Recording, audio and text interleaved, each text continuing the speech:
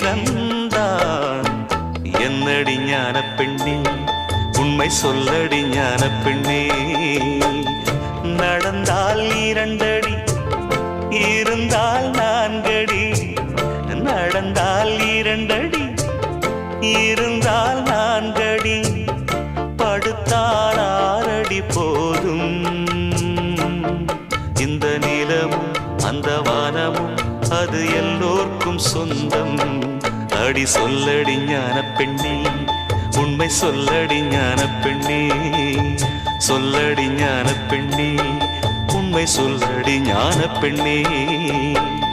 நடந்தால் 2